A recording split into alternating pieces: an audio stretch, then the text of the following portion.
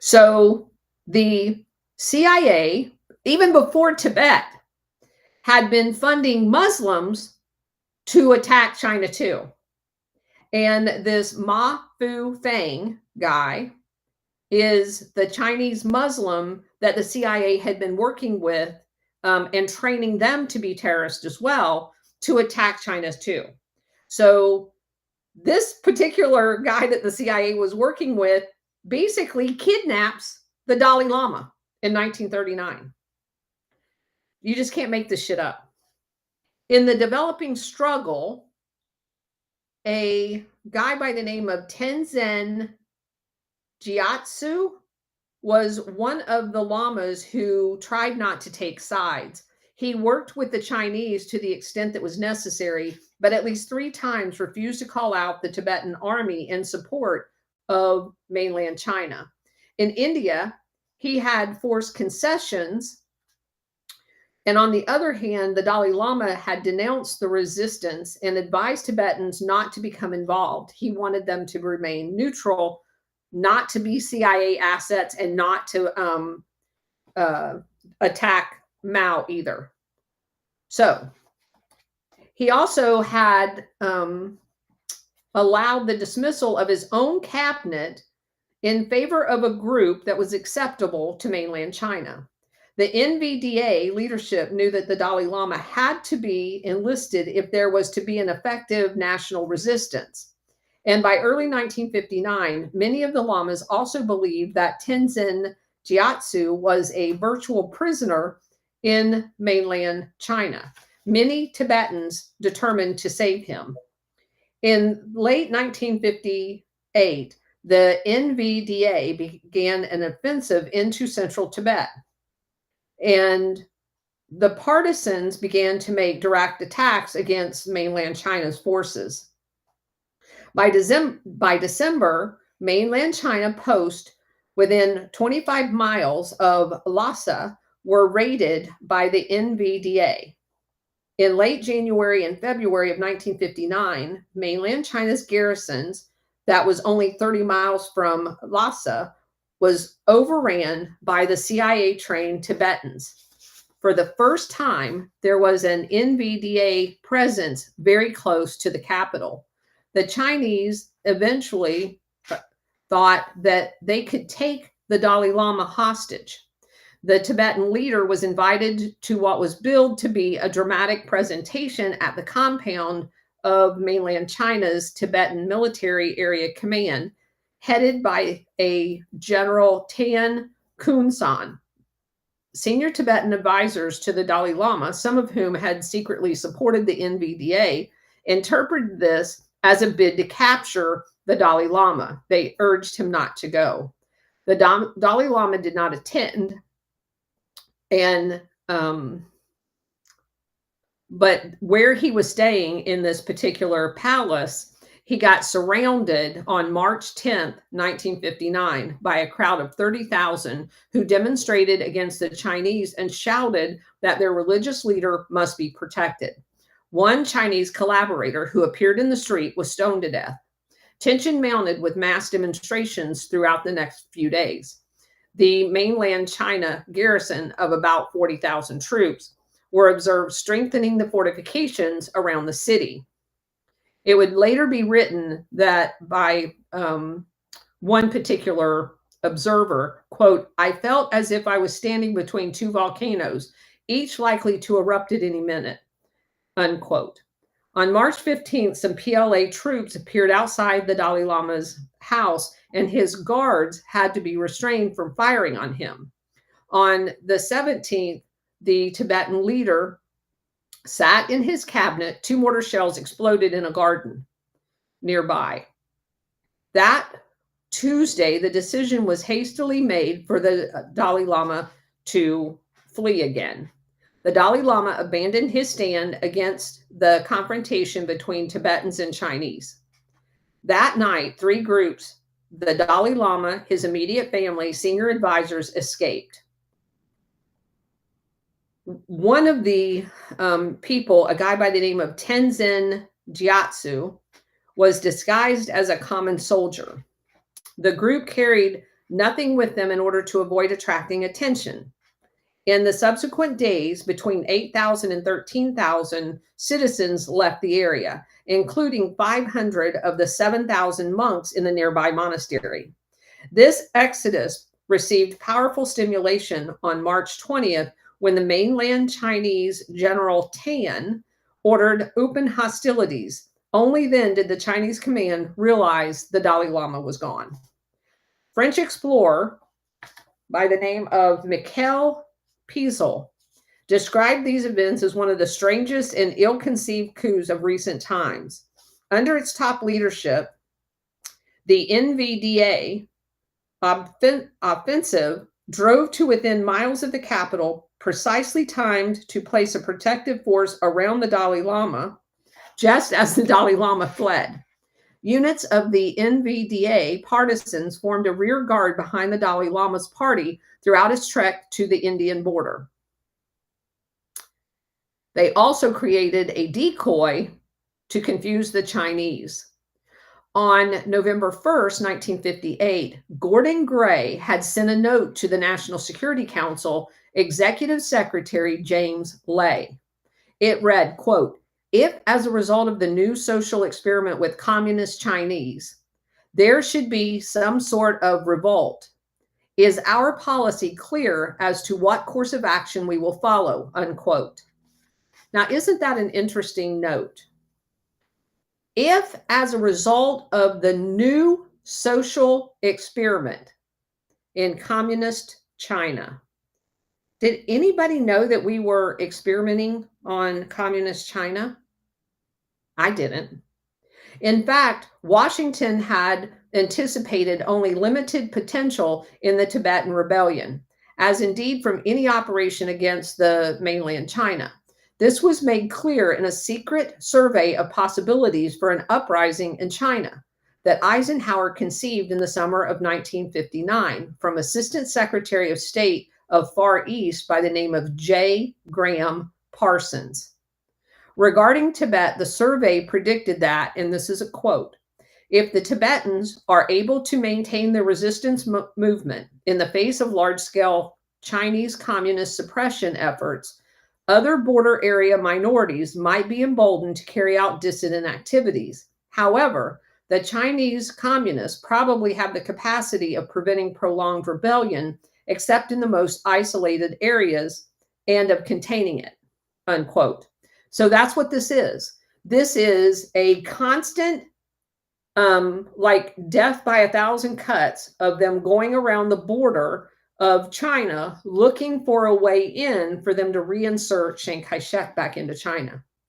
At the same time, peasants' uprising in central China were also deemed unlikely. Further, the survey judged that the nationalists greatly exaggerated their capability to intervene upon the mainland, and the nationalists, they mean Chiang Kai-shek. Although the State Department believed that by no means suicidal, the raids as far as Chiang Kai-shek was concerned was going to continue. In the meantime, despite the small chance of success, the 5412 group considered in secret deliberations its answer to the policy question posed by Gordon Gray. Memoranda that remained classified from Allen Dulles to President Eisenhower dated January 22nd and March 3rd, 1959, concerned Tibet. These possibly included a request for formal approval of this project. On March 23rd, there was further letter from Allen Dulles while the president's staff secretary reported from the CIA and State Department intelligence report that, quote, "The Tibetan uprisings apparently have resulted in a considerable loss of prestige for the communist China in India," unquote. India's opinion was crucial since Nehru had turned aside the Dalai Lama's request for political asylum back in 1956. In July 58, the Chinese had also protested in a diplomatic note to New Delhi that Kalimpong was a center of the resistance. But by then, Nehru had chosen sides and the Chinese charges were rejected. In the Indian parliament, debates ignited about the Dalai Lama's journey. The prime minister went out of his way several times to defend the Tibetans. One exchange, which occurred in parliament debate on April 2nd, 1959, is especially revealing. After Nehru's statement regarding Kalimpong, member Nath Pei asked, quote, "What is the Home Ministry doing about it? It seems to be absolutely ineffective," unquote. The Prime Minister replied, "The Home Ministry or the External Affairs Ministry are not at all worried about the situation."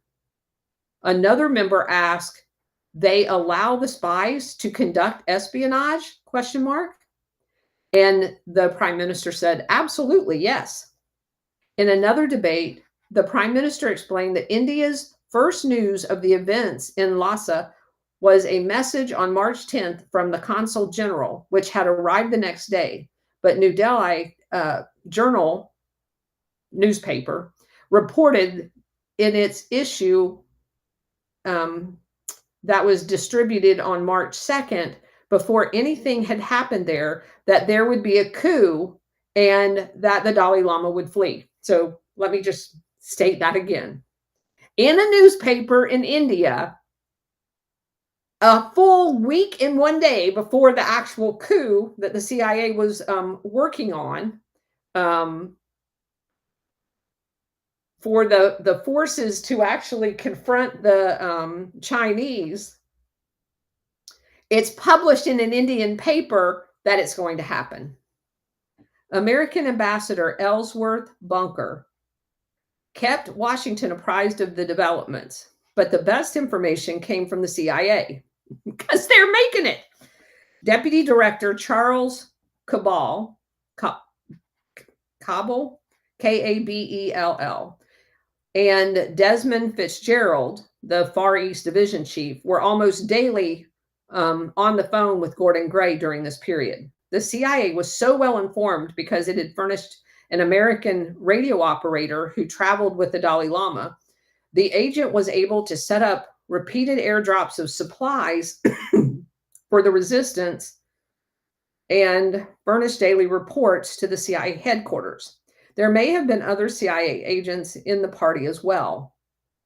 Although the agency's quote unquote denied areas specialist, Stephen Meade, a paramilitary expert, Anthony Pasfini, have been credited with entering Tibet to bring out many of the resistant recruits.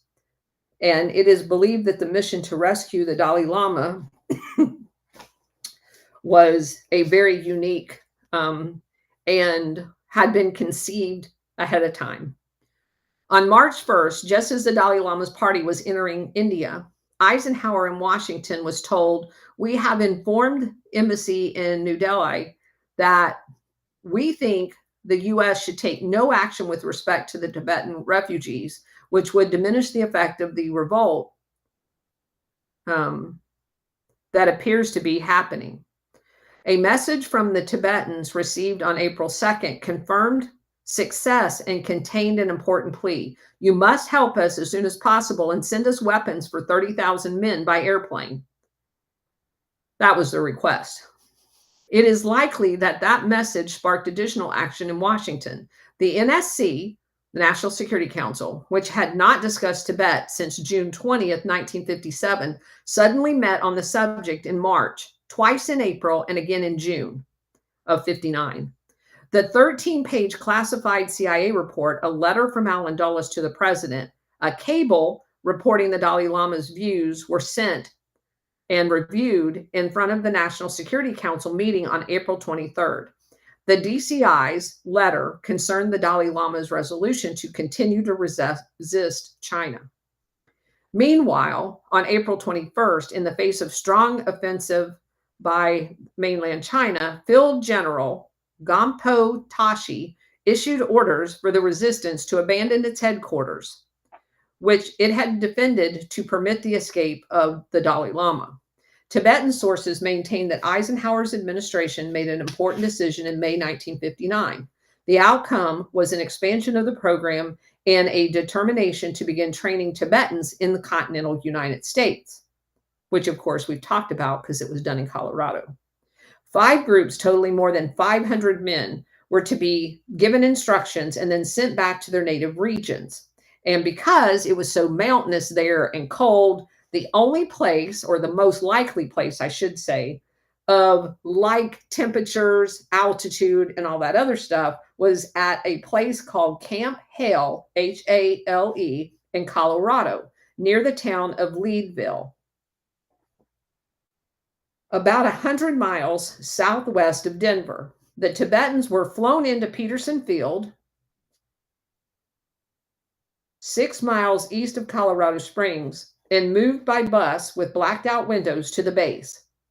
It was situated at an altitude of over 10,000 feet.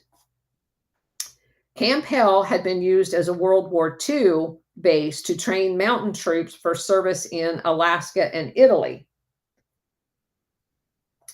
It also was home to the 99th Ski Battalion, which furnished some personnel the OSS sent to Norway. Most of the base had been dismantled later after the war by German prisoners, but what was left was used by the Army for winter maneuvers until it was formally closed in 1956. Camp Hale seemed the ideal location for a secret, out-of-the-way CIA facility to train terrorists, but they never do anything in the United States. So, to discourage curiosity among American citizens, because you're not allowed to know anything that your government is doing, a cover story was put in the local news talking about atomic tests were going to be done, though they were not explosions. So don't ever anybody look for explosions. That was the excuse used to basically reopen the base. The telephone and utility companies were asked to give a day's notice before sending any linemen or service poles onto the base. Finally, the military guards and recruits themselves were given orders to shoot to kill any unauthorized person that they encountered on the grounds, like you and me. While the secret training program proceeded, the Dalai Lama took his cause to the UN, where it had not been discussed since 1950. Which is kind of interesting because if you go back in old maps, which I always do, when we were looking at this, when we first found out about the secret CIA base in Colorado, the old maps that we found had, just like Ukraine was part of Russia in the past, most of it, some of it was part of Poland. Tibet was part of China in many of the old maps. It just was an autonomous area of mainland China. Okay, so Ireland offered a resolution that condemned the Chinese for genocide. Let that sit there for just a second. They're accusing mainland China of genocide while the CIA is the one arming the Tibetans to attack the Chinese. Because the Chinese was trying to work with Tibet. And again, Mao's a bad guy. But I do think it's interesting how all of this stuff gets perceived, because obviously you have to enter a resolution in the UN to verify the condemnation of the genocide by people that are conducting the training for the terrorists inside of Tibet. Despite its support for the Tibets against the Chinese, the US did not want to draw any attention to itself in that area. They did not want to have a debate in the UN on the subject. Secretary of State Harter, Herter, told Ambassador Henry Cabot Lodge, who was the UN ambassador at the time, the rate at which the diplomatic initiative gained momentum surprised even the State Department. Harter feared the resolution would fail to pass and that defeat would be a serious setback. He opposed a resolution recognizing Tibet's independence or sovereignty, however, because he felt that was going too far. Got to get that happy middle ground. Secretary Harder told Lodge he had declared to a British diplomat that all we wanted to do was to have this thing come in as a mild resolution. American interest, nothing like genocide or anything, just a mild one. American interests were not identical to those of the Tibetans. British support for the UN resolution was also lukewarm, expressing doubts regarding Tibet's status as an independent nation, because it had never been an independent nation. Overtures were made to the brother of the Dalai Lama, then in New York, representing the Tibetans at the UN resolution meeting. October 21st, 1959, the UN General Assembly passed a resolution expressing concern that human rights were being violated in Tibet. The vote was 45-9, with 26 abstaining. Among them was the British. The Soviet bloc voted solidly against the resolution. There was not a word about independence or sovereignty among any of them. Again, this was never about helping Tibet. It was always about trying to get Chiang Kai-shek back into China. Inside Tibet, the fighting continued without pause. In 1959, according to documents captured later from mainland China, the number of Tibetans killed was 87,000 people for absolutely nothing. 87,000.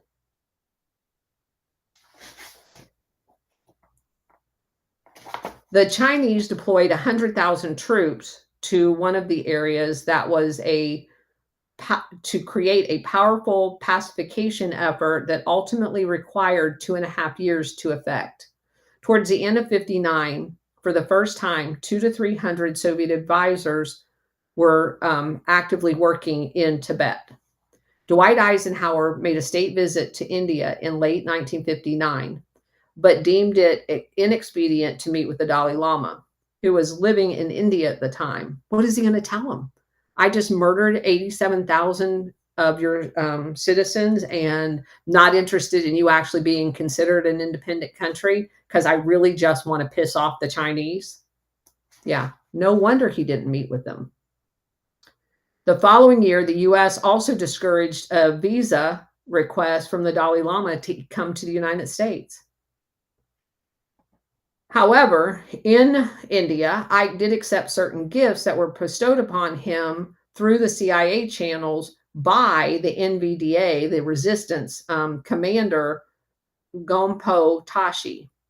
Along with a knife, a charm box, and articles of a Tibetan cloth, came a letter from Tashi summarizing the origins. Dougie Watson. Sorry about that. That's my cousin. Came a letter that summarized the origins of the revolt and ending on this note. This is a direct quote. We Tibetans have determined to fight to the last against the Chinese communists with the full weight of modern warfare that is no alternative left to us except to fight. We see no other power other than the United States, which is capable of giving us help in every respect to free Tibet from the domination of Red China. The situation has become very serious, like a patient that's about to die. Under the circumstances, as stated above, with a heavy heart, we appeal to Your Excellency to impart necessary instructions about the best possible course for us to follow. Unquote.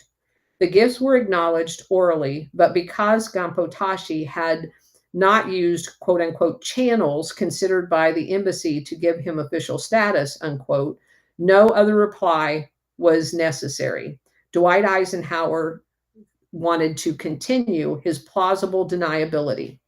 Despite the refusal to associate with the Tibetans openly, secret plans continued. Before the NSC committee on February 4th, 1960, the president met to discuss Tibet with a group including Gordon Gray, Secretary Harder, Allen Dulles, Cabell, and Desmond Fitzgerald. 2 weeks later, there was another discussion with the 5412 group. In May and June of 60, mass defections and mutinies among the PLA troops were reported. There were stiff resistance in southern Tibet. In one battle, the PLA claimed to have killed 800 of the resistant forces. Just then, another event affecting the intelligence world brought the U.S. air support for the Tibetans to a complete halt. On May 1st, 1960, a CIA U-2 reconnaissance plane was shot down inside of the Soviet Union. Its pilot, Francis Gary Powers, turned in by Russian farmers to the Soviet authorities. This incident led to the collapse of a summit conference in Russia and in Paris with the Russians, and caused President Eisenhower to issue orders for an immediate suspension of all intrusion into their airspace, which included a stand down of the C-130 flights into Tibet. Now, what I found most interesting about this is we always assume that the U-2 was just doing normal reconnaissance over Russia, when in fact, it is very likely, since the CIA had their own U-2 program, that the U-2s were being used to support the CIA missions in Tibet, which technically was inside mainland China because it was considered part of China. So we were doing paramilitary operations inside of China. And we know for a fact, based on what we had already read, that U-2s were part of that. So I find that just startling, actually. The secret war in Tibet was passed on from Eisenhower to JFK. It was up to Kennedy to decide what to do with the resistance. Ike's ban on overflights continued through the remainder of his term, and the resistance commanders made an increasingly desperate plea for supplies. When JFK took the oath of office on January 20th, 1961, the CIA had already prepared proposals for what to do in Tibet. Not like they were setting him up or anything. Eisenhower's suspension of overflights left the CIA with stores in Okinawa, Taiwan, Thailand, and Laos full of weapons. One estimate is that they had equipped 14,000 soldiers in their paramilitary fight. Almost all of the active male population still fighting in the Himalayas. Supplying the resistance without C-130 seemed an impossible task, but the CIA attacked it with some efficiency thanks to Desmond Fitzgerald, who had reported on the matter. In the summer of 1960, an international jurist commission established by the UN released a conclusion that genocide had been attempted in Tibet, lending momentum to the CIA's proposal for that fall. On September 15, 1960, the 512 group meeting was held immediately prior to the convening of the Security Council, so it would be convenient for the SecDef Gates to attend for the Pentagon. According to a brief record, it was a result of the discussion. The DCI, the director of CIA, said he would reorientate his thinking to some extent and would come back with an alternative proposal. About 2 months later, Charles Cabell briefed the 512 group on Tibet and Cuba. The evidence suggests that Tibet matter was specifically handed over to the Kennedy transition team in November of 1960. Several weeks after the election, though, Eisenhower himself did not sit down with the president-elect until December 6th in reference to that meeting. Ike specifically recalls that JFK had already been briefed a number of times by Allen Dulles on international matters. Oh, hold on. Sorry about that. My computer likes to go black. So the Tibet effort was being run through the embassy in India. The JFK's man in India was a Harvard economist by the name of John Kenneth Galbraith, Galbraith. Before leaving his post on March 27th, 1961, Galbraith was briefed on the CIA operations in India by Richard Bissell, Bissell. There was an element of irony to this meeting of two economists, one perhaps foremost in American Keynesian economics, the other man who had long resisted Keynesian arguments had ended up administering Keynesian style foreign and military aid, first for the Marshall Plan, then for the CIA. Bissell showed Galbraith the list of projects that were ongoing, which completely distressed the ambassador. Galbraith determined to stop some of the spooky activities that he didn't like, one of them being Tibet, whose partisan fighters he calls deeply unhygienic tribesmen. In other words, they were dirty. One of Galbraith's first orders in the country team in India was to make a full investigation of all CIA operations. He recalls the CIA station chief, who was named Harry Rosetsky, made no special effort to defend the operations that were ongoing. As for himself, The Economist wrote, quote, "I was not troubled by an open mind. I was convinced that most of the projects proposed would be useless for their own anti-communist purposes and were capable, when known, of doing us great damage," unquote. The ambassador carried his view back to Washington in May of 1961, where he found the administration subdued by other CIA failures. Galbraith argued his position energetically with the president, Robert Kennedy, and McGeorge Bundy, the new NSC advisor. He then put his arguments in a memorandum he showed to Allen Dulles, Bissell, and other CIA officials. Galbraith told them that he had gone directly to the president and that the Kennedy was sympathetic. Ambassador Galbraith was not wholly successful, however. He could not get the Tibet operation completely canceled. The partisans had achieved the status of a U.S. ally and had to be supported. When the CIA did end its network inside of India, the operation was merely reorganized to work from Nepal, because, we're not ever going to completely end a successful using their criteria, not ours, operation. So,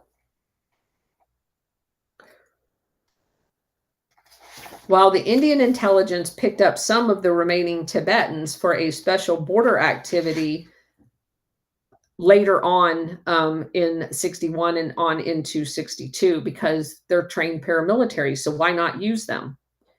The resistance rapidly relocated its main camp to a tiny area of Mustang, a high mountain stronghold about 150 miles northwest of the Nepal capital, Kathmandu, where the soldiers of fortune began arriving in 1960. Dang, everybody wants to call while I'm on the show. Galbraith goes on to say that I was especially disturbed by the moving of this CIA operation to Nepal.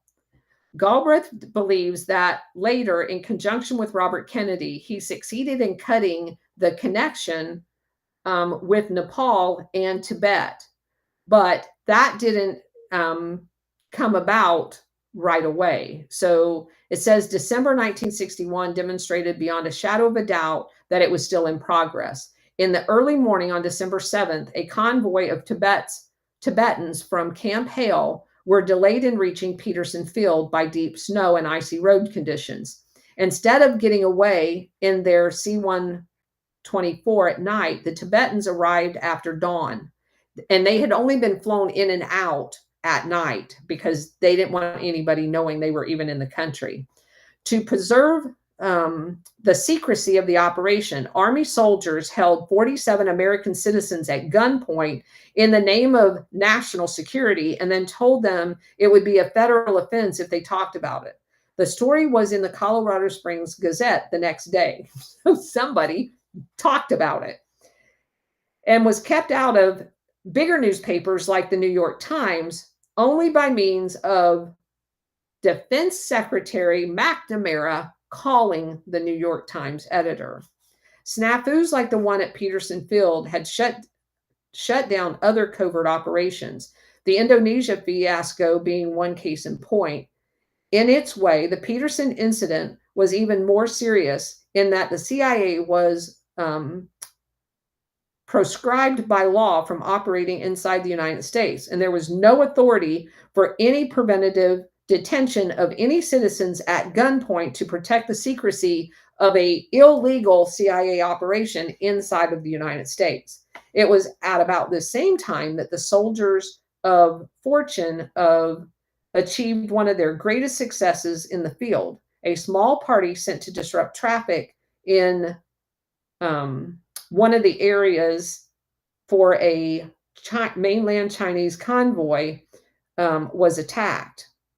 Among the corpses, they found the commander of the Chinese Western region and his entire staff. The bags of documents included reports from the 1959 uprising that had occurred with the Dalai Lama, materials bearing on the Chinese-Soviet disconnect, and a file with, it was labeled Bulletins of Activities, which was a secret journal providing guidance to mainland Chinese political commissioners that covered the period of January to August 1961. The political journal was actually translated and released to American scholars by the State Department in August of 1963. This windfall is the reason Ray Klein records that Tibet resulted in a bonanza of valuable intelligence. In any case, the pattern of Tibet's operation changed completely after 1960 with the end of direct airdrops. The NVDA had to reestablish itself at that more remote base called Mustang, but it was so remote that only raids, not sustained operations, were possible. And Gampo Tashi was replaced by a guy by the name of Baba Yeshi, Yeshi, who was not nearly as good of a commander. He was out of step with the people that the CIA had trained to, we'll just leave it there. There was a communication center with 2 special antennas for the resistance, and the other end of the reception was in India. Joint meetings among the NVDA resistance, the CIA, and Indian intelligence representatives were held weekly. Complaints against Baba Yeshi eventually resulted in his replacement by a nephew of the late Gampo Tashi. He was by this time the sole survivor of the original cadre that the CIA had recruited back in the middle 1950s. By then, the camp at Mustang had attained a look of a permanent base. There was a 3-story command center, 25 outbuildings. There were staff sections for supply, transport, intelligence, munitions, blah, blah, blah. It was a far cry from what it looked like a few years earlier. The Tibetans maintained their presence at Mustang into the 1970s. The mounting occasional raids that were generally successful, but not in liberating Tibet, just to piss off the Chinese.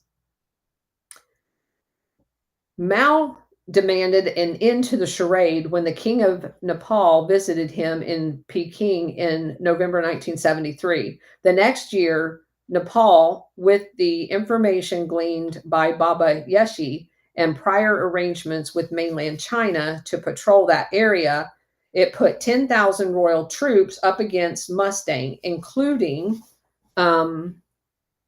their most fierce fighters. One of them escaped with the archives from the resistance fighters and an escort, only to be killed in an ambush later. 7 other Tibetan leaders who surrendered at Mustang sat in jail in Kathmandu until pardoned by the king in 1981. That was the end of the rebellion. From the beginning, it had been clear to Washington that Tibet would never be more than a large-scale harassment of mainland China. To achieve this effect, the CIA had promised liberation to the Tibetans who were caught up in their hopes and dreams, only to have tens of thousands of them murdered. Tibet was also an experience for the CIA paramilitary experts who had learned the language and customs of the country, became emotionally attached to its struggle, only to have to close down the operation. They saw a much darker side to the CIA's intelligence bonanza. For the Tibetans, over 100,000 of them now became refugees from their own country because they were considered insurrectionists. There was just one mitigating factor. Their defeat took many years, so they could adjust gradually to this huge trauma. In Cuba, the CIA's next military disaster trauma would be in a matter of 72 hours of hell, as opposed to strung out over multiple years. And so that's the clue that chapter 10 is going to take us through. Joseph Prado's research into the Bay of Pigs disaster. And his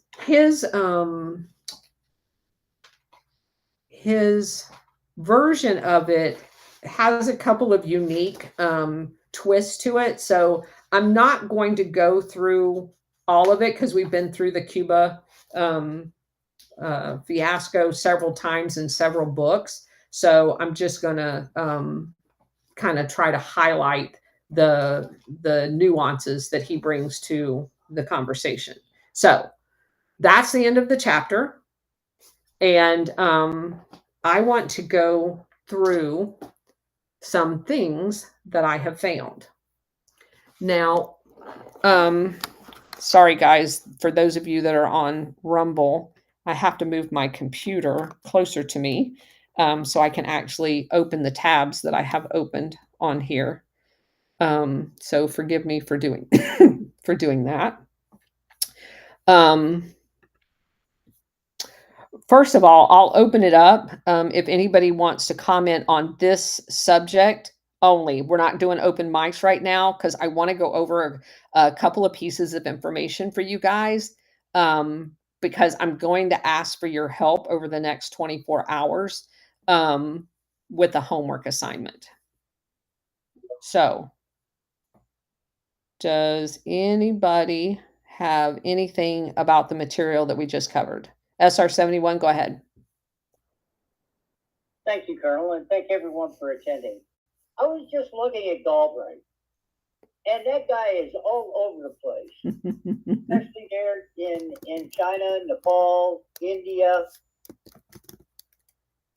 I'm still trying to figure out, given his background, how he wound up in that position. In what way? Well, if you take a look at his background, according to his background, he was more economic policy and other things that were going on in his background. And yet all of a sudden he shows up in these places. Did you notice that he's from Berkeley? Yes. And that he went to Harvard? Yes, ma'am. Yeah. So I think, obviously, again, without being able to see all of his underlying connections, he obviously connected with people. And again, they remember that they use the PR people, they're looking for eggheads. They're looking for people that are going to fall in line and do their New World Order bullshit. And a lot of times the people that are in economics are the perfect people to do that.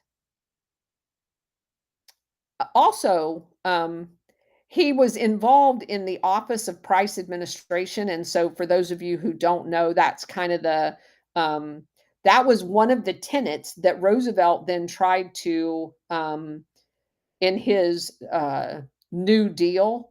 He basically, because of having gone through the war, wanted to institutionalize in the New Deal many of the facets of a wartime economy. And one of those was the Office of Price Administration, because it was basically setting prices like in a controlled economy.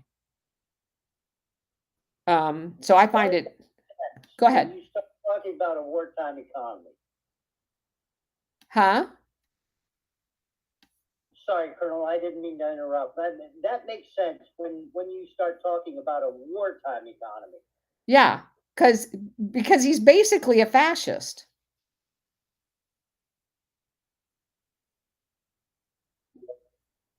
Yeah, so they're all in on that. And also, it says here that Galbraith had invited Paul Nitz, and that Nitz guy is everywhere. He's in everything, and none of it good. To serve as one of the officers of the strategic bombing survey that was initiated by OSS. And remember, that was the bombing uh, uh, apparatus that that many people feel was used to protect any German industry that had US connections. So that's also very interesting. Yeah, he has a very interesting background. But anyway, so next, who else had something? Renee, go ahead. Hey, Colonel, can you hear me? Yep.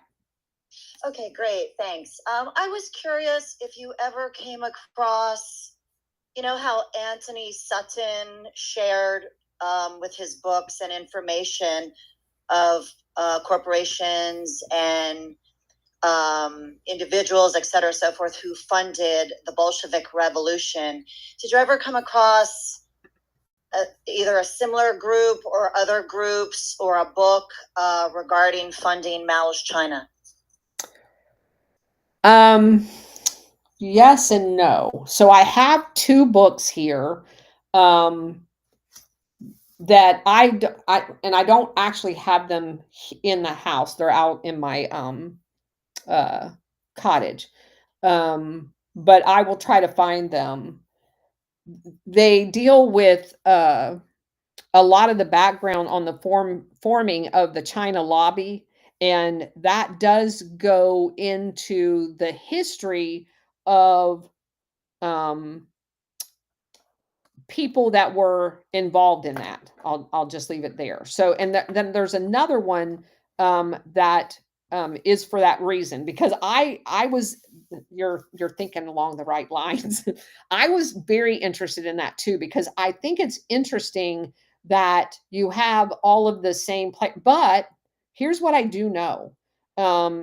Both with Shanghai, which at the time was an international, at the end of World War II, was an international. So during the Boxer Wars, where the British had defeated the Chinese and kept pumping opium from India into China, the first one, and I may have this backwards, but one of their concessions for winning the war was taking control of Hong Kong. Then they also took control of Shanghai. And Shanghai is where several of the people after World War II had been hanging out during World War II. So they basically didn't have to fight in their respective countries. Then because of who they were hanging out there with, were later selected to be installed as leaders in different countries that we then wanted to basically monopolize. So you have a lot of British people like Sassoon, and he has some really interesting ties, but very strong connections.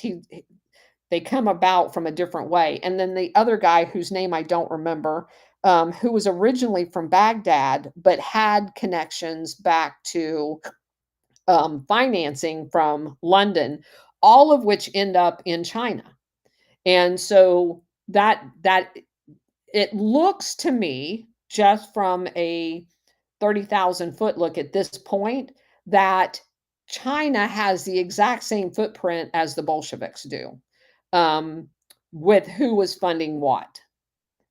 So that's a great observation, but I'm not there yet. I'm still working on that. That's why I haven't even done a session on China, because it is very complicated.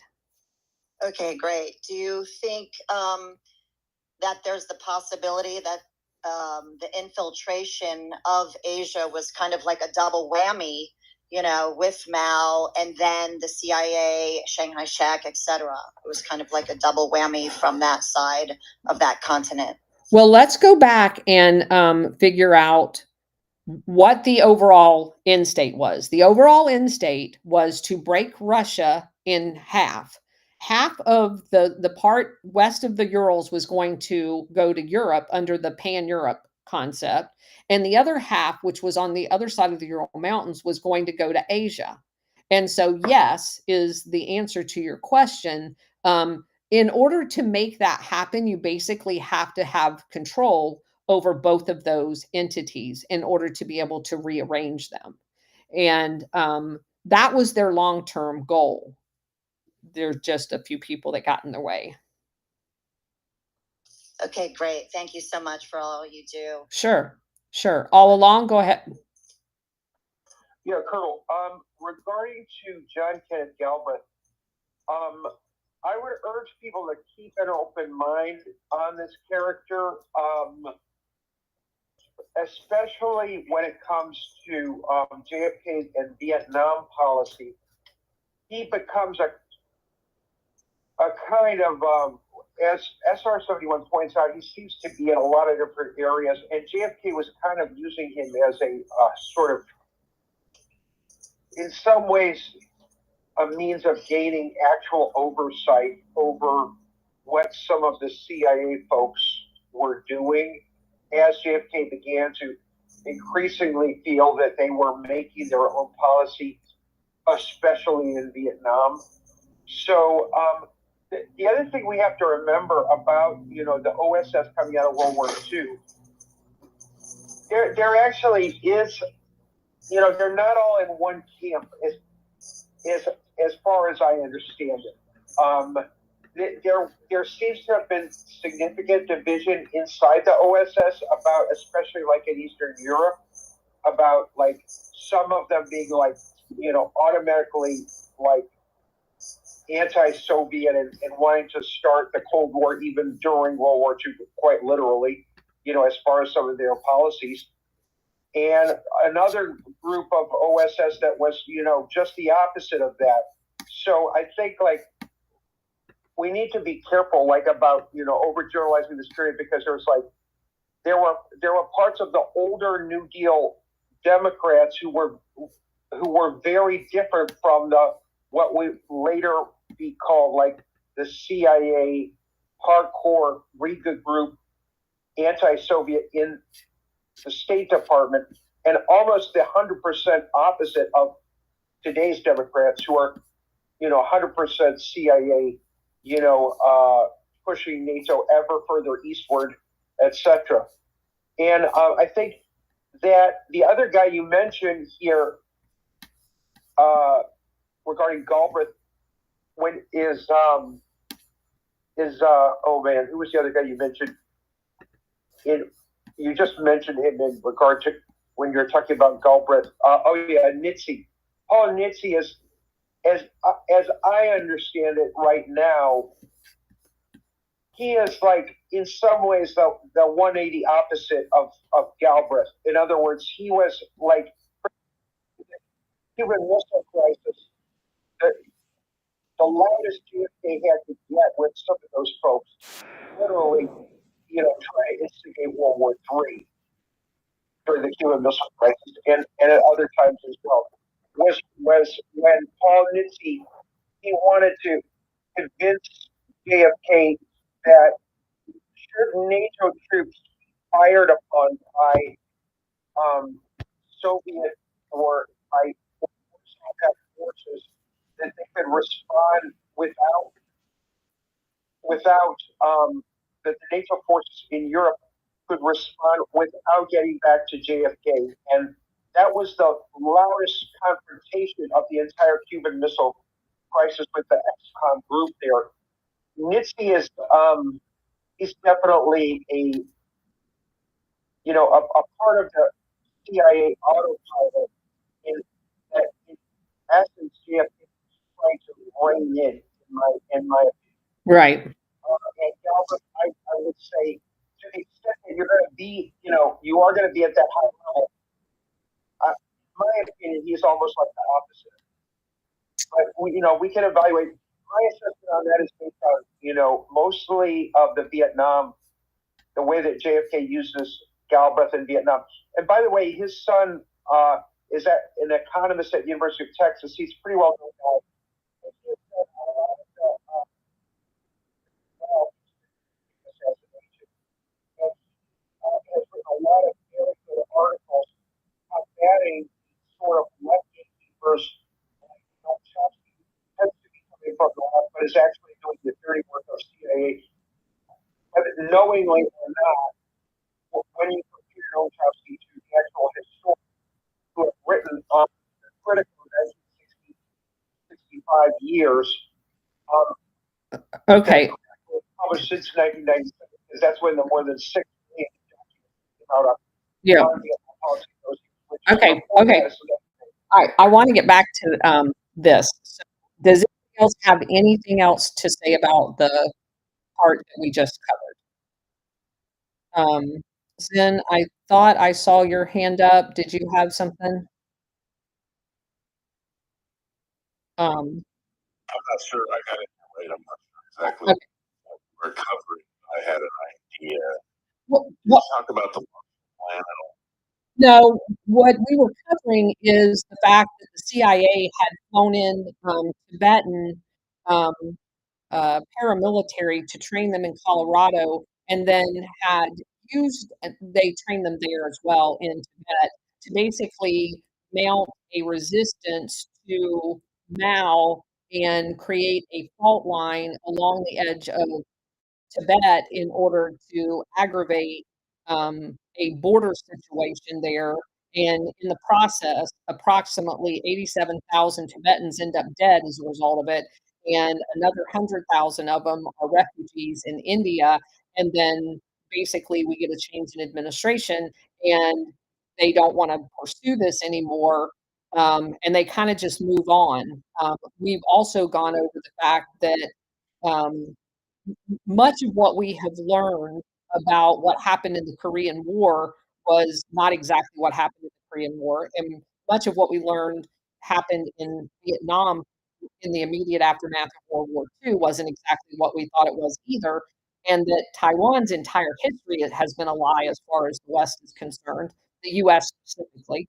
And so just kind of going around the border of the whole premise of this series, this particular book, is that the president, using the National Security Council, goes off and does covert paramilitary war, um, basically in our name that we never know anything about until decades later. I was just got a question about the book. Are you going to have it on Audible? I don't provide the books. There is a Audible version of it. There's also most of these books are also on archive.org if you prefer to read, but don't want to buy the book. I just bought it on Amazon. But most of the books that I do have both a audio version of them as well as a hard copy. I tend not to do any of the ones that are out of print. I do have a few of those, and I do use material from them, but I don't normally do them. A lot of people like to buy the books and go along, or read ahead or whatever. So I usually just use the ones that are out of print for reference material. Yeah, I just can't read books anymore. So there. Yeah. I've got Audible. If you had a list of these books like a page or something, Um, I don't, but I am working on it because I have now 82 of them, that all relate to Operation Gladio, paramilitary, CIA operations that most of us know nothing about. Most of the books don't actually contain the title Operation Gladio, um, but many of them are actually, like, for example, I have Covert Cadre, that's one of them, Twilight of Shadow Government, this one, President Secret Wars. So they name them all of these weird-ass names, instead of just calling them Operation Gladio, so we would be able to know that that's exactly what they're talking about. Another one is Drugs, Oil, and War, which, a large super imperialism. That's a new one that I just got. Um, but basically, all of them are talking about the CIA covert operations. Sure. Okay. So I want to, you guys get a pencil. There is an organization called the Battelle, Battelle Memorial Institute. Okay. So this morning, I looked up this company and I came across it when I was gonna do the show tomorrow on Alphas on the Christian Anti-Communist Crusade, since we just finished the World Anti-Communist League, which is all part of Operation Gladio. And as I was preparing for that, I come across this name, Battelle Memorial Institute. Again, just freaking blown away. So the founder back in the 1920s was Gordon Battelle.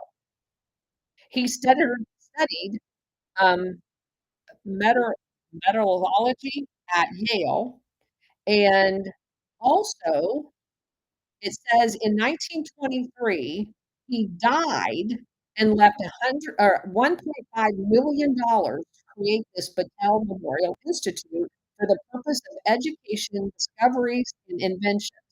In 29, Patel opened for business in Columbus, Ohio. So they create right off the campus of Ohio State. What did you need, Bridget?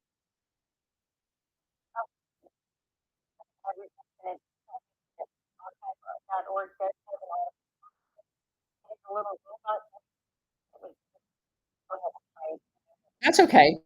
Um, I They do, and I use it in a pinch, but it's a pain in the ass because it sounds like a robot reading to you. All I want to do is smash it. But I have had to use that. You're Thank you for doing that, Bridget. That's a great point. Um, okay, so I'm gonna go ahead and read through the rest of this. The largest private, listen to this, the largest private nonprofit research and development organization in the world, the largest private nonprofit research and development organization in the world. Has anybody ever heard of it? Patel. Its vision is to be a major force in science and technology discovery and translation of knowledge into application and create significant societal and economic impacts. Not necessarily good, just big impacts. Government and commercial customers seek out Patel because of its reputation in providing engineering, scientific, management, logistical, and analytical support. Patel also has a substantial management role at the following national laboratories: for the Department of Energy, Brookhaven National Lab, Idaho National Lab, Livermore, National Lab, Los Alamos National Lab, National Renewable Energy Lab, Oak Ridge National Lab, Pacific Northwest National Lab. It manages National Biodefense Analysis and Countermeasure Center for Homeland Security.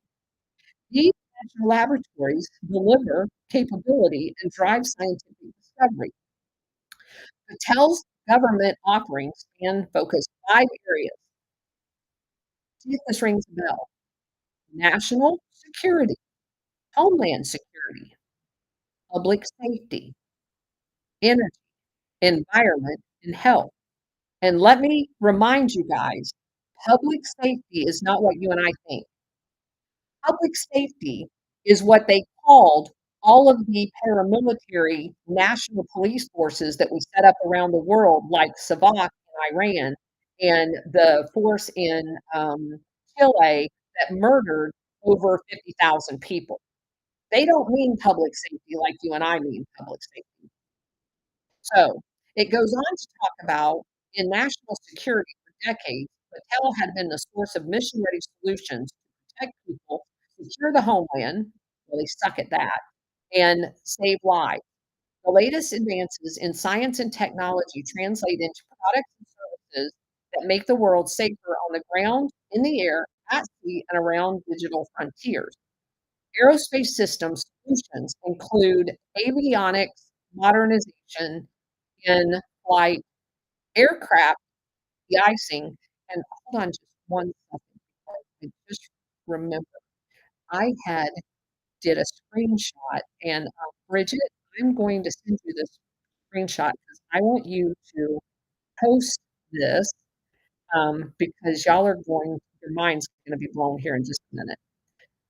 This is one of their national security projects.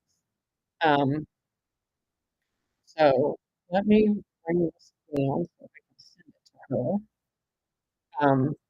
This is freaking crazy. I'll tell you what it is once you get it posted. Tell me when it's posted. All right. So they do missile defense systems. The other areas of focus are threat assessment, detection, identification, as well as mission support services, medical surveillance, and diagnostics, and chemical demilitarization. Intel enables robust cybersecurity through advanced R&D by creating security solutions that combine hardware and software, identify vulnerabilities, reverse engineer, cyber forensic, blah, blah, blah. They do intelligence analytics, supply chain assurances, and keeps clone and counterfeit electronic components out of our supply chain.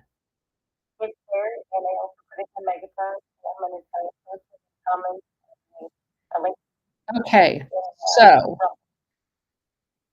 I don't see it in the megaphone.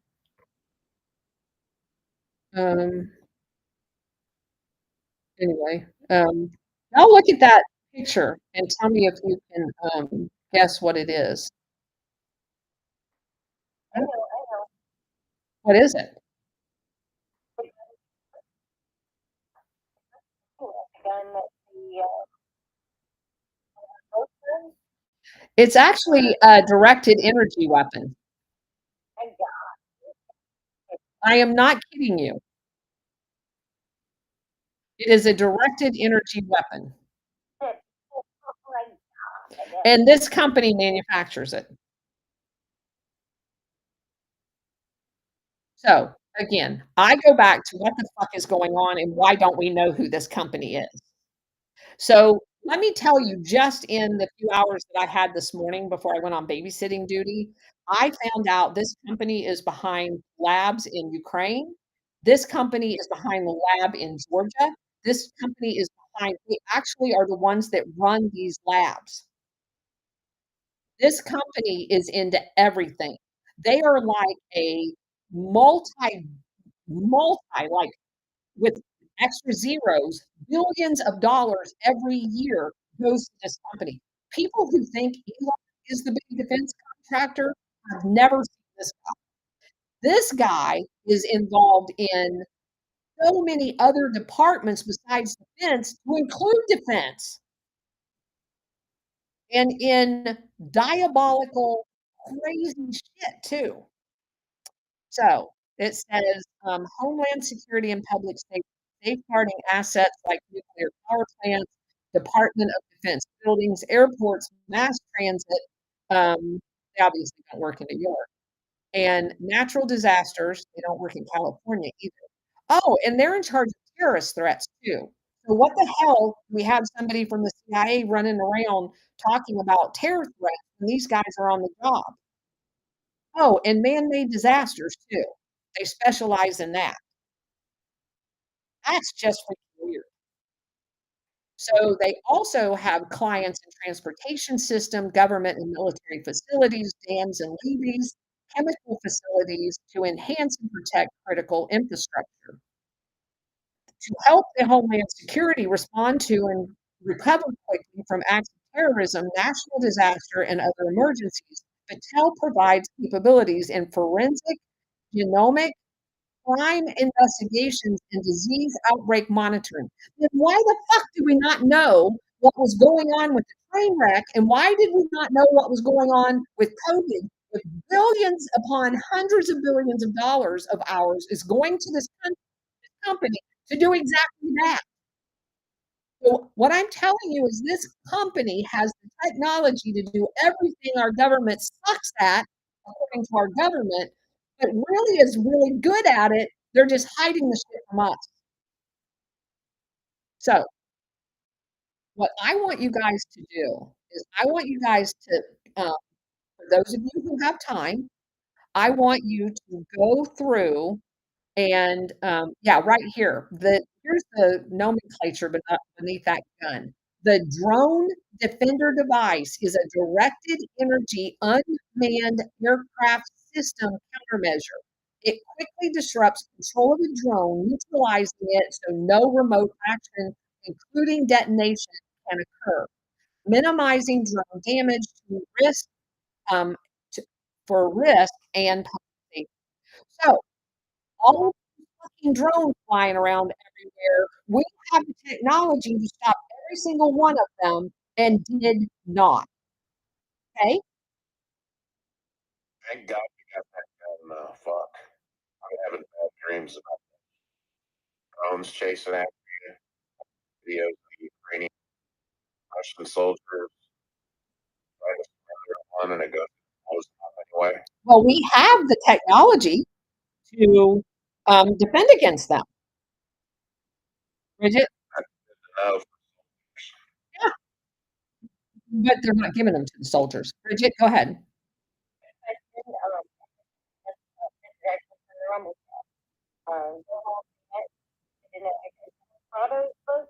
When you were mentioning earlier. I don't know. Oh, okay. I don't have them here. So if you can tell them out. Oh, John Prados is the book we're reading. Yeah, President's Secret Wars. That's the book we're reading, and yes, that's his book. SR 71. Thank you, Colonel. When you posted that earlier today, I just wanted to get a quick search of the CEO of Uh-huh. Memorial Institute. Uh-huh. Current CEO on CHR. Uh-huh. Looking at his career, he was at AT&T Laboratories for General Dynamics. Yep. For leaders in the national security sector. Yep.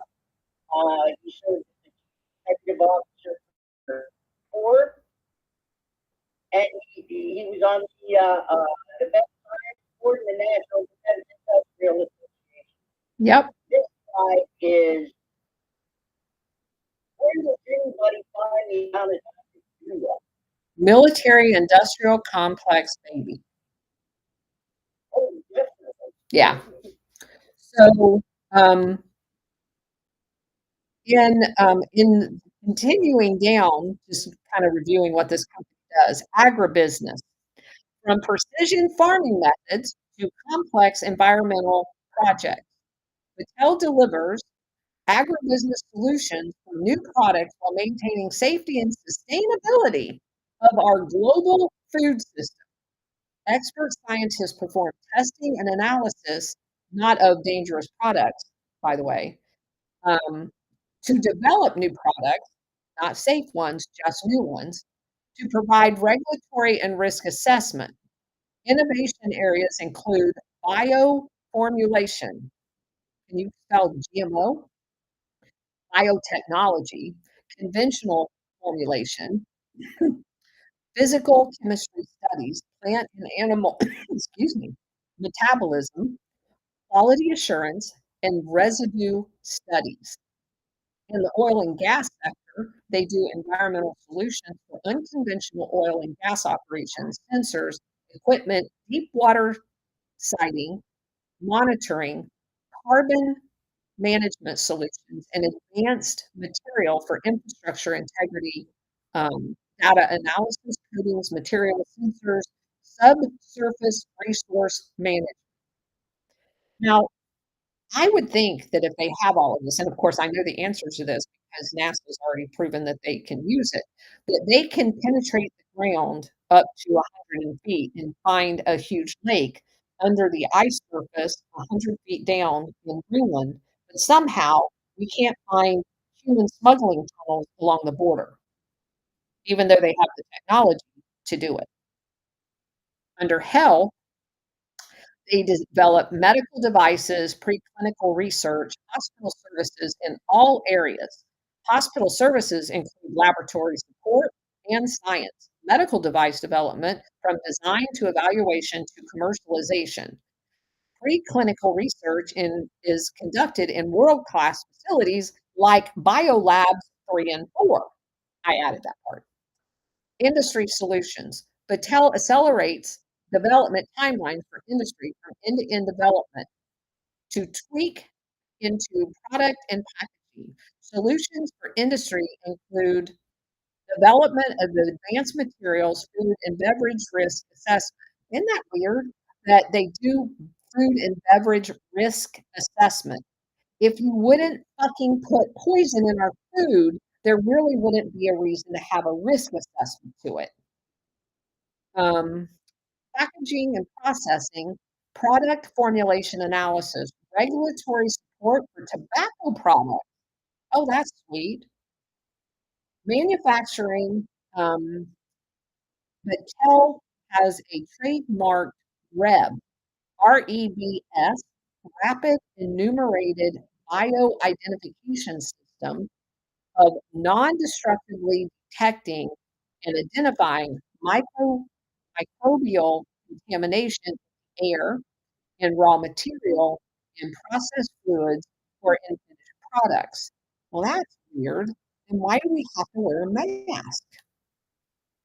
In the early years, Mattel made advances in metal and material sciences and landed its first federal contract in 1939 to supply tank harbor leading into World War II. Mattel's reputation in metal technology led to fabricating uranium at the time an almost unknown metal for the Manhattan Project. Mattel's innovations have included contributions to the Xerox copy machine. So this is a fascinating story in and of itself. The guy that created Xerox copy machine basically went to several different well-known places with his invention, but Mattel was the only one that would actually fund it and basically created the copy machine. They also are recognized as the creator of cruise control on our cars, the combat disc, and the UPC codes on products. They invented that whole system of barcodes. Why do we not know about this company? I'll tell you why. Other technologies developed and launched by Battelle include, and this is a laundry list, so get ready. The development of vaccines and therapeutics for infectious disease threats. They improve neonatal respiratory treatments. They do hyper-elastic materials to deliver superior performance with crash barriers. We already talked about the drone defender. LS10 technology to use in airport security checkpoints around the globe to screen liquids and identify potential security threats. So they have had the technology, just so that you guys know, to look at all liquids and know whether or not they're explosive, but they don't bother using them. They just are making you min miniaturize all of those bottles for absolutely no reason because they have the technology, to not make you do that. You can take, an entire gallon of shit on there, and all they have to do is scan it with this machine, and it'll tell you whether there's explosives in it. They also were responsible for runway de-icing fluid to reduce environmental burdens. Um, Polyol technology that helps reduce our reliance on petroleum by enabling bio-based polyurethane foam for, of course, that's like cancer causing, but whatever. Drug delivery technology that allows people with dexterity limitations to self-inject themselves with therapeutics. Hey, a method to improve direct coal liquidification utilizing biomass derived solvent that will change the way jet fuel is produced, bio-based toner that is easier to remove during recycling from copier machines, EM Alert, a secure, comprehensive, and intuitive software tool that enables food manufacturers to rapidly analyze and understand food tampering vulnerabilities. Lastly, NeuroLife, a neural bypass technology brain-computer interface that enables paralyzed patients to gain conscious um, control of fingers, hands, and wrists. So that's not even that's a drop in the bucket. That's like their most significant ones, but by no means an exhaustive list of what they've been doing. So I find the list, um, with what we've all been going through, and the freedoms that have been taken away from us, extremely troubling from the perspective that they have the technology not to take our freedoms, but for some reason are choosing to take our freedoms anyway. Um, so I have looked at the board of directors. I've looked at their um, website, kind of surface the executive leadership as SR 71 was talking about, their board of directors. I've got that information. What I need help doing is I need searches, and you're going to have to do them on Yandex. I already figured that out. Um, of looking for keywords that we now all know to match up with Patel, which is B as in Bravo, Attelle. Some of the words that I would search on is that name and CIA, or that name and lawsuits, or because they do have a few lawsuits of basically trying to persecute a few whistleblowers that work in their Washington state lab.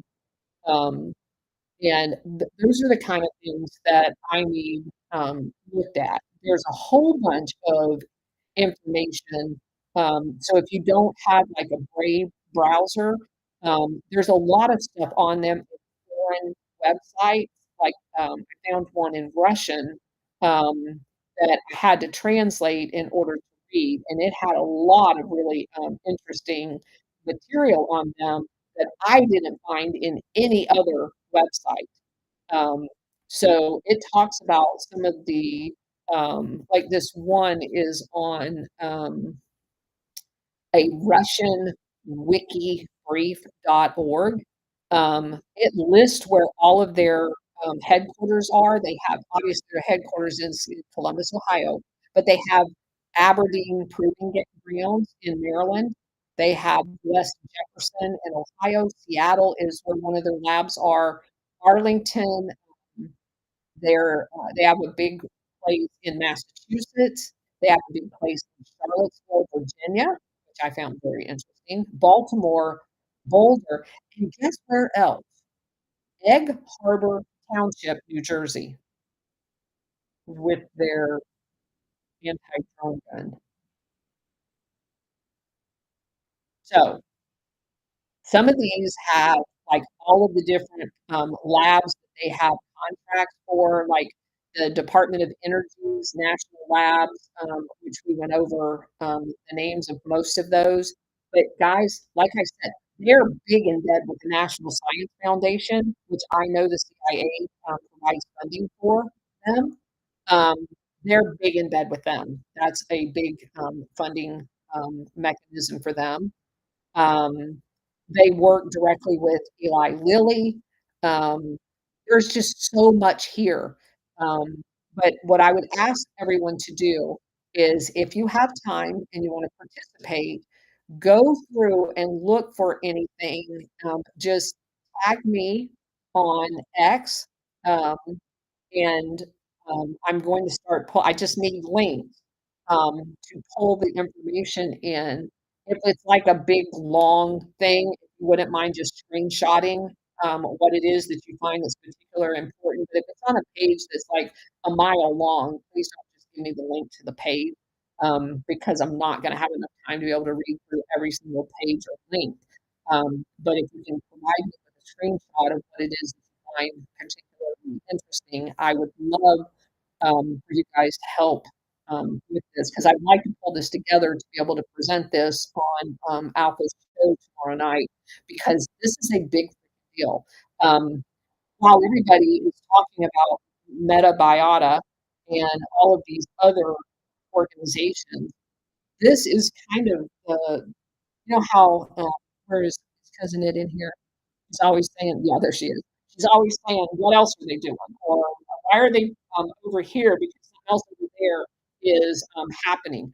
I do believe that all of the stuff that is out there in print, focusing on some of the like the metabiota presence in some of these labs is kind of a front for this monstrosity that is really the hand behind all of it.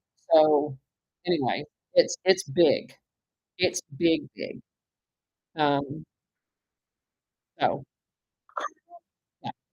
I'm in medical, hotel, medical.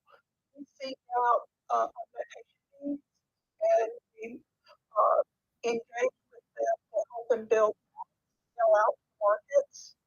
The town has something called, we'll see it in the fall of 2025, Oregon Partnership. They're going to be able to have a signature law to test all these vaccines.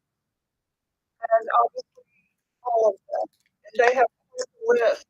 The problem with the club, when I started teaching them, they kind of popped up through Eli Lilly and other companies we work with. So, and I'm a researcher, I have to know why. And getting deep into this, they're so tied up with the Internet of Things, 5G network, AI, bringing all biotech into that. It's a terrifying thing because Obama, when he was in office, tied security, military security to our healthcare. So healthcare is a security risk. So that's tied into WHO and WF and blah, blah, blah. So they're tying all this together where we still have our Constitution, but we don't have the laws to protect ourselves. Trump has to unwind this mess in 4 years. It is a mess. This has been going on for quite a while. And Patel, some of the other stuff they're doing in this, I call it the virus roulette game, it's terrifying what they're doing. And they're looking how to manage animals in terms of vaccines and their propensity to jump from animal to human. Like, for example, Moderna had gotten in the summer $176 contract for the vaccine for bird flu. But bird flu didn't happen. It spread, or there was a vaccine hesitancy, is what they call it. We're not going to get their new vaccines. And the vaccines, as we move over, flu vaccine, COVID-19 is going to be in there, or the next generation as it mutates and changes. But here's the reality: vaccines don't work. By the time you get it, your virus is mutating. And most of these are not serious illnesses. It's the shape of your human body, the obesity, all the different health issues. But food poison.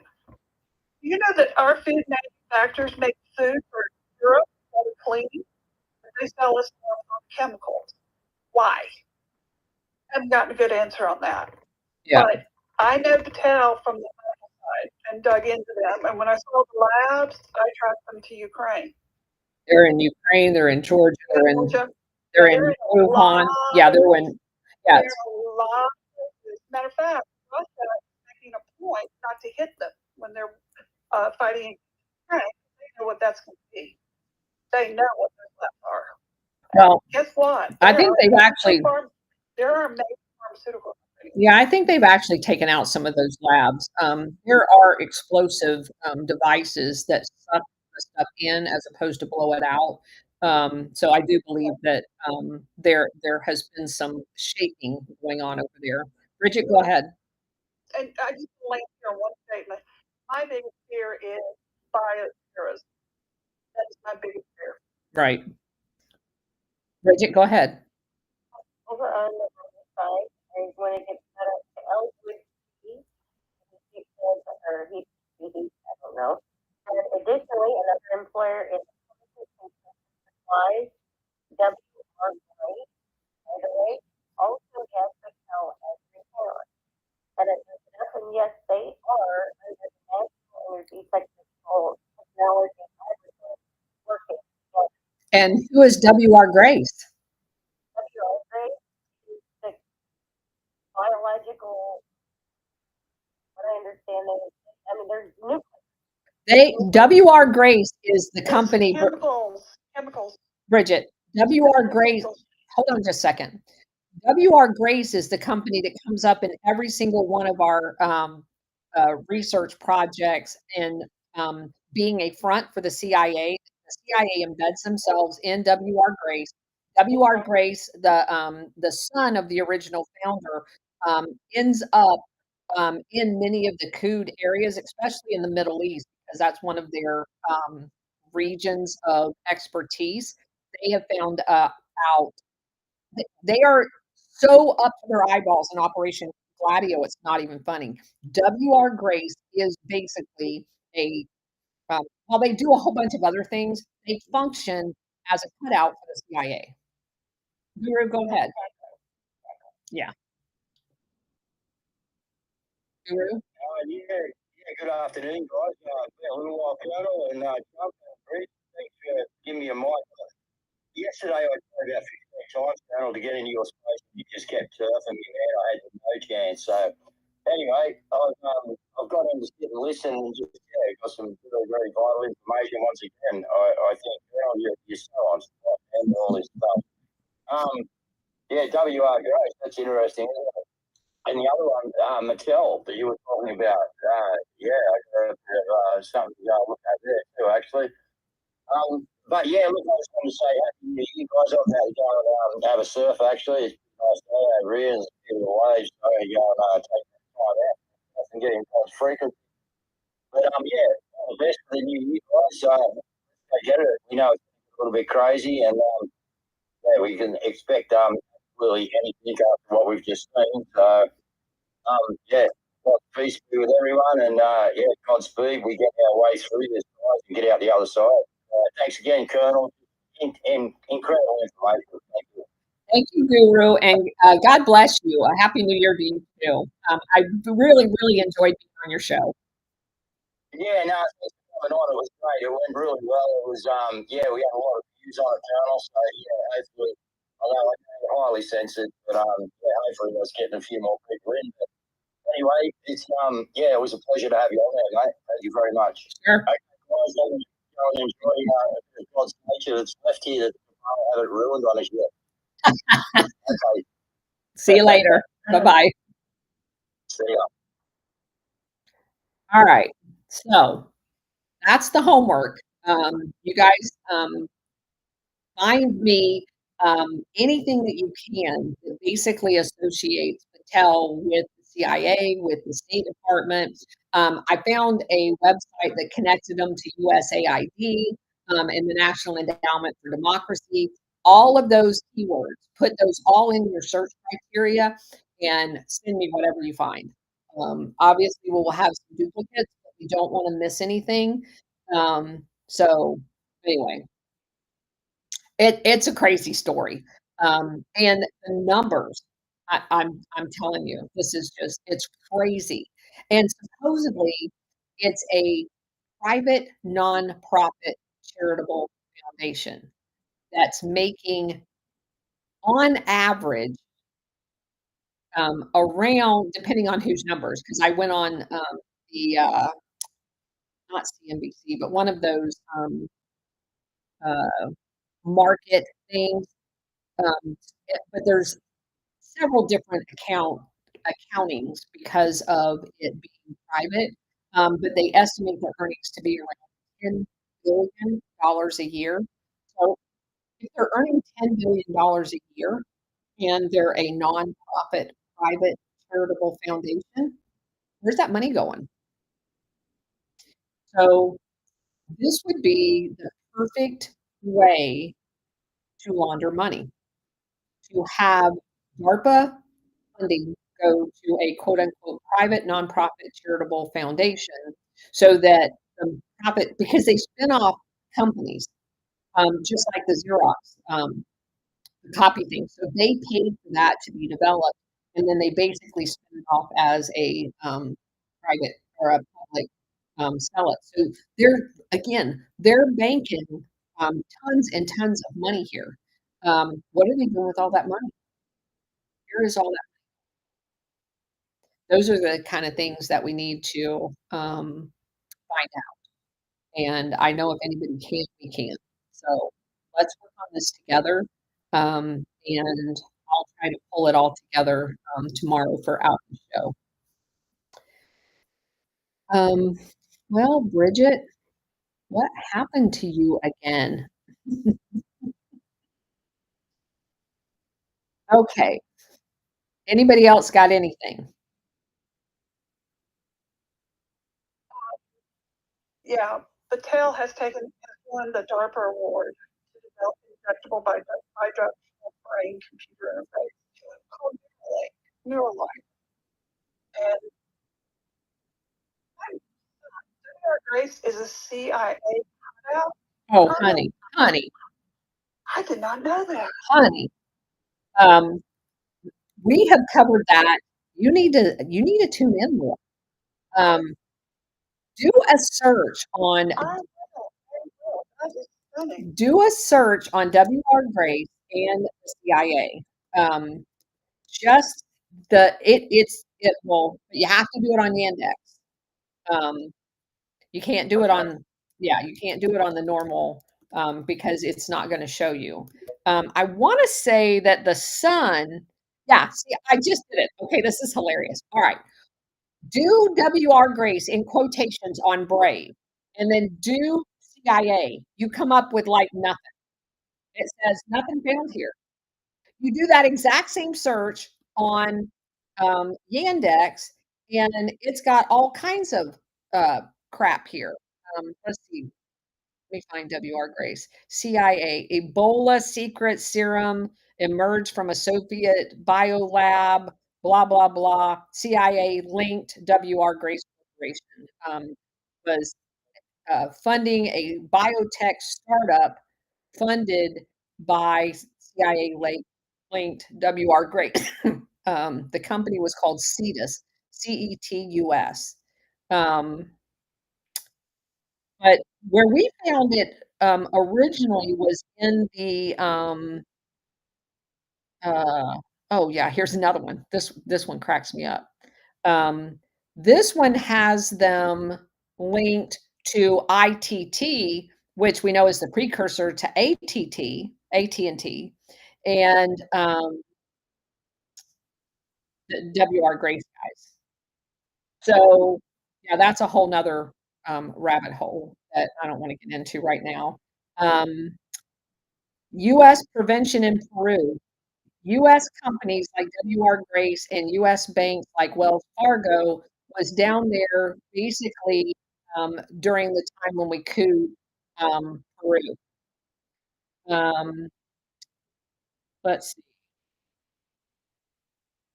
1954, it has the CIA aircraft in Porto San Jose, chartered by the American corporation W.R. Grace. They're in bed with each other. And this goes on for pages after pages after pages. We first came across this over in the Middle East, like I said. Um, let's see. Oh, here. After released by John McCloy, who was, um, John McCloy, Warhamster and I are going to talk about him because you could do a whole show on him.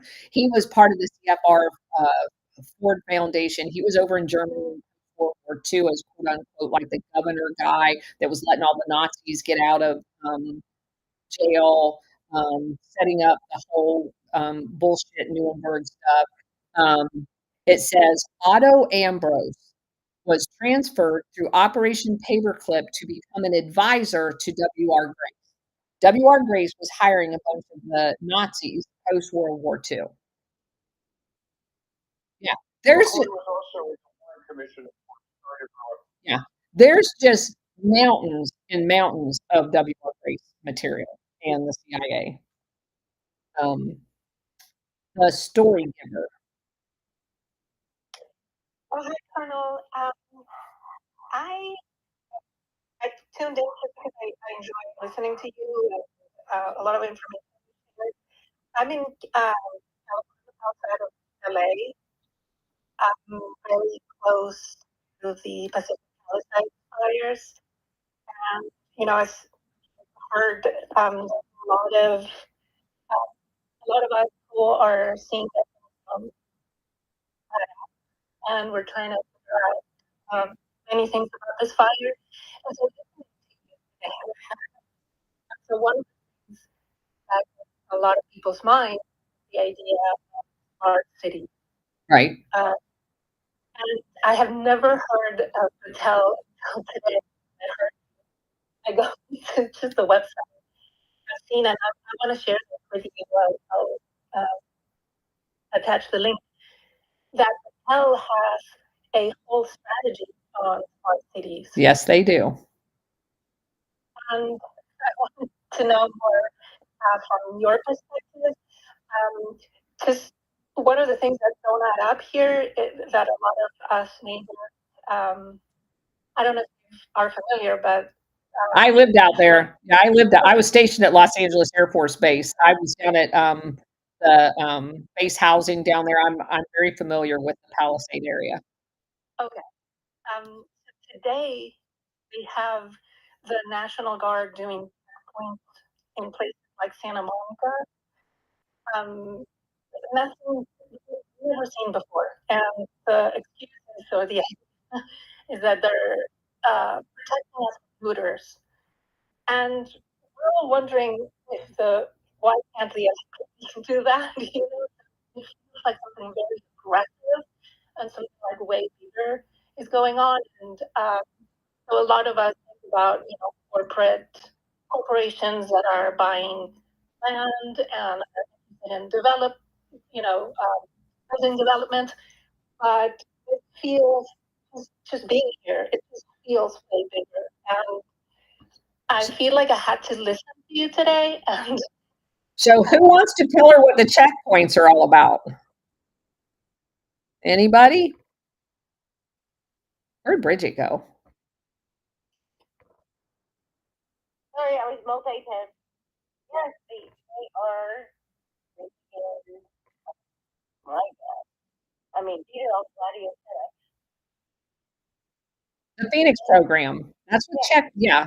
So I've been screaming, jumping up and down, that they have implemented the Phoenix program in the United States several decades ago in the post 9/11. I mean, to me, that's why that we did why we had 9/11 was so they could slowly implement the Phoenix program. So having military checkpoints and controlling the access in and out of different locations, these quote unquote emergencies are going to keep happening. They're going to keep implementing elements of the Phoenix program. And if you're not familiar with the Phoenix program, you need to get really familiar with it because basically Homeland Security is the Phoenix program. FEMA is the Phoenix program. They have the same fusion centers that were set up over in Vietnam to control people. They're doing the same forced migration into this area, and then they're going to create all the chaos, and they're going to use that as the excuse on why they have to have these checkpoints. They are setting up the Phoenix program in the United States. They've been doing it for decades. I'm in Western North Carolina. We're going through it right now. Right. We're going through it right now because FEMA came in and blocked so many people bringing real solutions. Yes. And we had miners come from West Virginia to connect Chimney Rock out in Lake Lure so they could go to a grocery store or get their medications. And they came in and made the road workable to drive on. Yep. FEMA $150,000 to pay the data with Yep. Yep. We have it all over Western North Carolina. The media has covered what's happening. This is the worst natural disaster in the United States. 22 counties. We have roads that are missing, and nobody really knows what's going on here. I was in a space early, and somebody asked me about it, and I told him, and one guy goes, "It's not true." I was natural. Nothing's going on. I'm like, really? 22 counties are destroyed. We have rare earth minerals. They want to ruin. I did not see this for 2 months because we couldn't even get information out. We couldn't even use even going on a car radio, couldn't get information. That's how cut off we were. And we're just now really getting resources. We had to keep people in hotels, extend their vouchers, only 48 hours. They kept us high stress, raising money. These people don't have anywhere to go. It's over 5,000. They're kids. Come on, see, it's insane here. And we're trying to get information, and I finally went, oh my God, this is planned. Yes. This was freaking planned. And when I could step out of the emotion of it, I just got sick to my stomach. And I went, oh my God. Plus, we have lithium and cobalt and a whole other thing. Yeah, I know. Doug Imhoff is involved. Yeah, and I've been BlackRock. screaming it's the Phoenix program. We're going through right now. It's the most unsettling thing because you keep going. You know, we didn't get a dime from the NC state government until the new government office. And Roy Cooper goes, why do you want to build back? We're not going to let you build back. Right. We're going to make a green spaces. We're going to do this. We're going to do that. Western North Carolina is home to people who've been here 5 generations. This is home people. These are hardworking people. They have no power, but they want this land. They want to control it. And they're not going to be able to build back. I mean, it's insane. Everything they put in place, so nobody could get anything done. I finally got over 1,000 people on X, and we had to create a PR crisis for someone who's running for office. Until us, he'll be running for office. We went out loudly and threw his handle up everywhere, and as of last night, we were able to commit to keep over 5,000 people in the hotels until after Trump is in office. Trump came here, set up a GoFundMe. That helped. But we haven't had, they put in, think about it, we had 100,000 homes destroyed in 22 counties. Do you know how many temporary home units we've gotten from the government? 93 since September. Right. They're living in tents. Yep. It's insane. And we can't figure out why is the government not just doing the basics? I mean, because we've never dealt with a crisis like this before. And then I stood back from all the noise because I like to find solutions. And I'm like, oh my God, well, when you say we haven't ever dealt with this crisis, that's not true. Yeah. Yes. I grew up in South Carolina. When you have a hurricane, board up and leave. Yeah. It's not hard. But here, yeah, we had no idea what we were going to get. You had over 40 trillion of gallons of water with these heavy rainstorms before, during, and after. Not the rocks and trees. They all came down. All the hardwoods came down. Their root systems not lying. Right. It's like Tim Burr. But I kept going, there's something not right here. Right. And they're looking, you know, the things right. Oh, you can't build back. You know, well, somebody will buy it. And all of a sudden, the land grabs. The land grabs are huge right now. And people are desperate because they're having to make a mortgage payment. We tried to get a waiver where we didn't have to do property taxes. You got to pay property taxes. Right. And people are living in a tent on their land with no house, making mortgage payment, paying property taxes. Right. They're selling it and they're getting lowball prices. When FEMA comes in and says you have a 50% disaster in your home, FEMA will go, oh, we can't do that. And a neighbor of mine, they came in her home, and she said, it's about 20% because we figured all the pricing stuff. He goes, no, it's at 50%. She goes, I don't need that much money. What she didn't know is when she went to talk to FEMA, they're 3 hours away in Charlotte. So they're not really close by. People lost cars as well. So then they said, oh, it's at 50%. And yeah, you know, they set them up for failure. Correct. And this is deep. This is planned. This is so planned. Yep. We're living in it right now. I know. I'm mad, and I'm a big mouth now, so I will not be. Yep. All right, guys, we're at 6 o'clock. I got a lot of homework to do. So do you. Send me what you got. I will look at everything that you put in the purple pill, and then whatever else, just tag me in on X.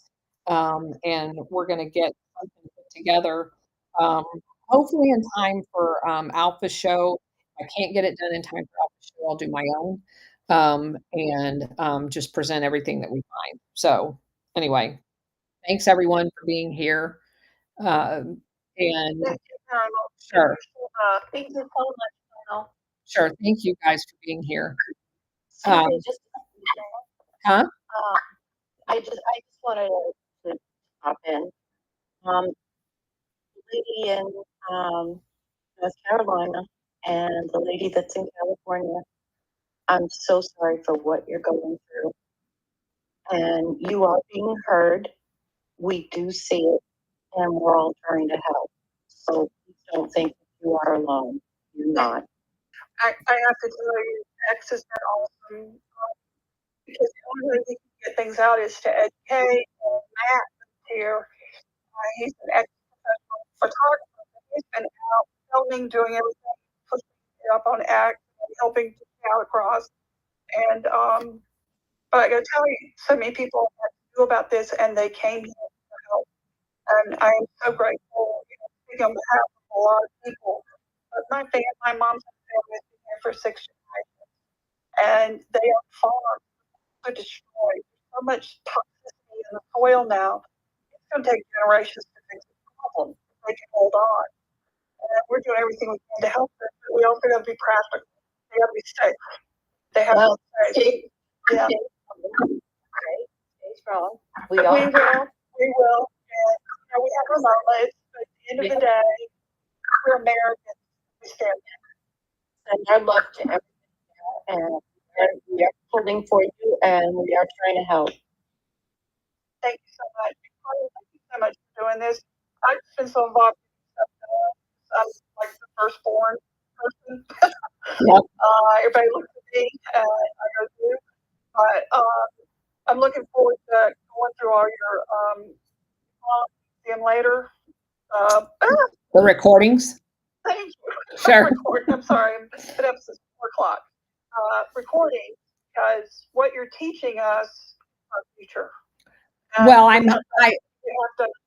well, actually, I hope I'm teaching you the past so we can prevent it from being our future. No, I agree.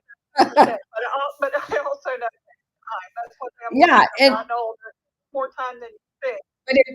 But if people don't understand what our history is and what these people are capable of, they will do like what you initially did. You've been here for a long time, but you don't see it when it's right in front of you because you don't have it in your heart that people can be this evil. And it is never your first impression that son of a bitch, they're doing it to me this time. And I want people to understand that needs to be your knee-jerk reaction to all of it. that they're doing it to us this time. They're not doing it in Peru. They're not doing it in Brazil. They're not doing it in Vietnam. They're doing it here, and it needs to stop. And I think we have the right system in place, and hopefully it's through. But it's the starting point. The battle is really starting again, is Right. where we have to stand up and be heard. And even I was shocked one day when Elon was in Pennsylvania raising, getting people to vote and blah blah blah. And a mother asked him, "What should my child's going to call it? What should they do?" Because it's in history. He was really surprised. History. You Yes. don't understand history. You will repeat it. Yes. How will they improve? And that really caught me off guard. And I was not a history buff in high school because all you have to do is memorize the wars and stuff, not why that happened or who it happened. Right. It doesn't matter. I relate that way. But now I'm like a huge history buff, but also I'm seeing it today. And you're right, Colonel. I didn't think people. Yeah. Government need to see they're Americans. Southern, I have got to run. Yeah, I've got to run. But I appreciate that's okay. That's okay. I've got stuff on the stove. And anyway, thank you all for being here. I appreciate it. We will be back tomorrow at 4:00 for our next chapter. And I will be on the Alpha Warriors show tomorrow night at 9:30. Hope to see you guys in both places. Thank you very much for being here.